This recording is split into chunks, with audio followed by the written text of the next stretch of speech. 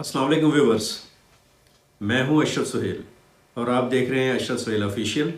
मेरे साथ हैं अब्दुल मुकद्दम कामरान और हाशिम ज़हीर।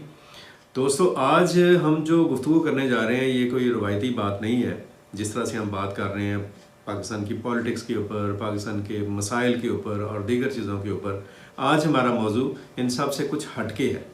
और हटके अगर है तो फिर ये दिलचस्प भी है, इंतहाई दिलचस्प मौजू है, जिसमें ना सिर्फ ये कि पाकिस्तान के लोगों का बल्कि तुर्की के लोगों का बल्कि बैनुल-अक़वामी हल्के हैं उनका इसमें इंटरेस्ट है। ये दरअसल आज का मौजू है हमारा मुआहदा लौज़ान के ऊपर। लौज़ान, मैं आपको बताता चलूँ, स्विट्ज़रलैंड का एक शहर है जिसमें आज से 100 साल पहले एक मुआहदा तय पाया था। तुर्की सल्तनत उस्मानिया और इत्तेहादी क़ुव्वतें जौन सी थी फर्स्ट वर्ल्ड वार की, उनके दरमियान। और हम सब जानते हैं कि इस मुआहदे के हवाले से लोगों के ज़हनों में बहुत तजस्सुस है, बहुत सस्पेंस है। लोग जानना चाहते हैं कि दरअसल ये मुआहदा है क्या, इस मुआहदे के मकासद क्या थे, इस मुआहदे से तुर्की को क्या हासिल हुआ और क्या नुकसान हुआ, और ये मुआहदा जो है, ये जो इसका ड्यूरेशन है वो कितना है, और जब ये मुआहदा ख़त्म हो जाएगा उसके बाद तुर्की को और इस्लामी दुनिया को इसका क्या फ़ायदा होगा। इस मुआहदे के दौरान क्या क्या हालात, वाक़यात, क्या क्या किस किस्म की तब्दीलियाँ जो सी हैं वो रूनुमा हुई, और कौन से लोग थे जिन्होंने इस मुआहदे को बनाने में, इस मुआहदे की तैयारी में एक रोल प्ले किया, और कहाँ पे इस मुआहदे के ऊपर कुछ रिजर्वेशंस आईं, कुछ रुकावटें आईं, हर्डल्स आईं, कहाँ पे एहतजाज हुआ। ये सारी चीज़ें जो सी हैं वो इस मुआहदे के साथ जुड़ी हुई हैं। हम कोशिश करेंगे कि अपने इस व्लॉग में एक दो एपिसोड के अंदर इस मुआहदे की तफसीलात का जिक्र करें, इसकी वजूहात का जिक्र करें, इसके पस मंज़र का जिक्र करें, इसके जो फ़रीक़ैन थे जिन्होंने इसके ऊपर दस्तखत किए उनका जिक्र करें, इसके असरात क्या मुरतब हुए उसका जिक्र करें, और अगर ये मुआहदा ख़त्म होता है तो इस मुआहदे के ख़त्म होने के बाद क्या होगा, हम उस पर जिक्र करेंगे। ये एक बड़ी दिलचस्प कहानी है, बड़ी इसरार से और तजस्सुस से भरी हुई कहानी है। हम कोशिश करेंगे कि अपनी गुफ्तगू के ज़रिए से ना सिर्फ ये कि इस मुआहदे के बारे में आपको आगाह करें, बल्कि इसके हवाले से पाए जाने वाले मुख्तलिफ सवालात का एक जवाब भी आप लोगों के सामने रखें, ताकि हम ज़हनी तौर पर एक क्लैरिटी में चले जाएँ कि ये है क्या चीज़।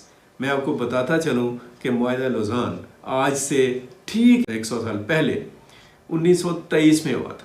जुलाई 1923 को इस मुआहदे के ऊपर दस्तखत हुए, और 6 अगस्त 1923 को ये मुआहदा जौन सा है ये एक्टिव हो गया, इस पर अमल शुरू हो गया। इस मुआहदे पर, जैसे मैंने आपको बताया, कि एक तरफ टर्किश अम्पायर जौन सी थी, सल्तनत उस्मानिया जो थी, उसके नुमाइंदों ने दस्तखत किए, तो दूसरी तरफ से जो उस वक़्त की इत्तेहादी क़ुव्वतें थीं जो एक प्लेटफॉर्म पर थीं, जिनमें फ़्रांस था, जिनमें यूनान था, जिनमें जापान था, जिनमें इटली था, और अमेरिका इसके दरमियान एक, आप कह लें कि सफारतकारी का किरदार अदा कर रहा था, उसमें बरतानिया था इत्तेहादियों में। इन सब मुल्कों ने मिलकर एक तरफ साइन किए, और तुर्की के जो नुमाइंदगान थे उन्होंने दूसरी तरफ से इस पर सिग्नेचर किए। और इस मुआहदे के बाद तुर्की की जो सल्तनत थी उसका जो खिलाफत उस्मानिया का टाइटल जौन सा था वो ख़त्म हो गया, और टर्किश रिपब्लिक के नाम से एक नया मुल्क वजूद में आया। टर्किश रिपब्लिक में से बहुत सारे मुल्क जौन से हैं वो बरामद हुए, बहुत सारे मुल्क जौन से हैं वो निकले उसमें से। आज का सऊदी अरब, आज का मिस्र, आज का फ़लस्तीन, आज का इज़राइल, आज का कुवैत, आज का मुत्तहिदा अरब अमारात, आज का यूनान, आज का ऑस्ट्रेलिया तक का इलाका, ये सारे के सारे मुल्क जो उनसे थे एक वक़्त में सल्तनत उस्मानिया का हिस्सा थे, उसके रकबे का हिस्सा थे। और मैं आपको बताऊं कि ये रकबा 12,20,000 मुरब्बा किलोमीटर पर फैला हुआ था। इस रकबे में, इस एरिए में 3 बर्र-ए-आज़म के मुख्तलिफ ममालिक आते थे। बर्र-ए-आज़म अफ्रीका, बर्र-ए-आज़म यूरोप और बर्र-ए-आज़म एशिया।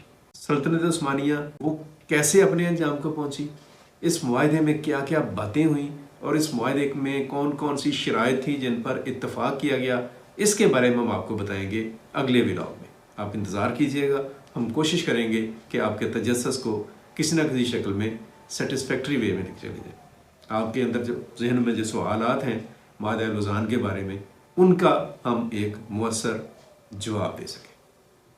बहुत शुक्रिया, अपना ख्याल रखें। अगले व्लॉग में इसके ऊपर हम आपसे मज़ीद बात करेंगे। अल्लाह हाफ़िज़।